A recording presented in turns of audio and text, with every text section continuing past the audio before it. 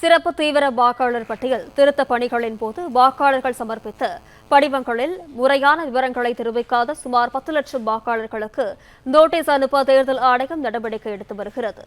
கூடுதல் தகவல்களை செய்தியாளர் ராஜ்குமரன் வழங்கிட கேட்கலாம். வணக்கம் ராஜ்குமரன், விவரங்கள். தமிழகத்தில் வாக்காளர் பட்டியலுக்கான சிறப்பு தீவிர திருத்த பணிகள் நடைபெற்று முடிந்து வரைவு பட்டியல் வெளியிடப்பட்டிருக்கின்றது. 97 லட்சத்திற்கும் மேற்பட்ட வாக்காளர்கள் வரைவு பட்டியலில் இருந்து விடுபட்டிருக்கக்கூடிய சூழ்நிலையில்தான் எஸ்ஐஆர் படிவத்தை முறையாக பூர்த்தி செய்யாத 10 லட்சம் வாக்காளர்களுக்கு நோட்டீஸ் அனுப்பக்கூடிய முடிவை தேர்தல் ஆணையம் எடுத்திருக்கின்றது.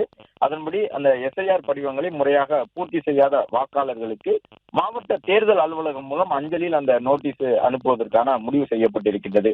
படிவத்திலே முந்தைய எஸ்ஐஆர் பட்டியலில் உள்ள அவர்களுடைய பெயரையோ அல்லது உறவினர்களுடைய பெயரையோ குறிப்பிடாதவர்களுக்கு இந்த நோட்டீஸ் வழங்கப்பட்டுள்ளதாக தகவல் கிடைக்கப்பட்டிருக்கின்றது. நோட்டீஸ் வழங்கப்பட்ட வாக்காளர்கள் அங்கீகரிக்கப்பட்ட ஏற்கனவே தேர்தல் ஆணையம் இந்த எஸ்ஐஆர் படிவங்களை வழங்கும் பொழுது 13 ஆவணங்களை வழங்கலாம் என்று சொல்லியிருந்தார்கள், ஆதார் உள்ளிட்ட ஆவணங்கள்.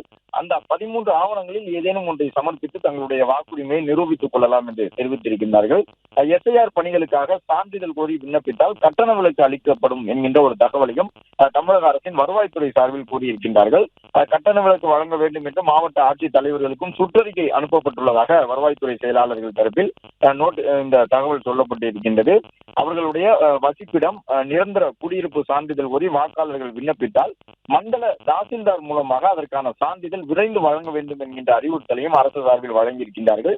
ஜனவரி 25ஆம் தேதி வரை சான்றிதழ் கோரி வாக்காளர்கள் விண்ணப்பித்தால் அவர்களுக்கு கட்டணமின்றி அந்த விண்ணப்பங்களை வழங்க வேண்டும் என்று அறிவுறுத்தி இருக்கக்கூடிய வருவாய்த்துறை தகுதியான வாக்காளர்களுக்கு சான்றிதழ் கிடைப்பதில் எந்த தாமதமும் ஏற்படக்கூடாது எனவும் தெரிவித்திருக்கின்றார்கள். பிளே ஸ்டோர் மற்றும் ஆப் ஸ்டோரில் இருந்து பாலிமர் செயலியை QR கோடு மூலம் பதிவிறக்கம் செய்யுங்கள். செய்திகளை உடனுக்குடன் பெறுங்கள்.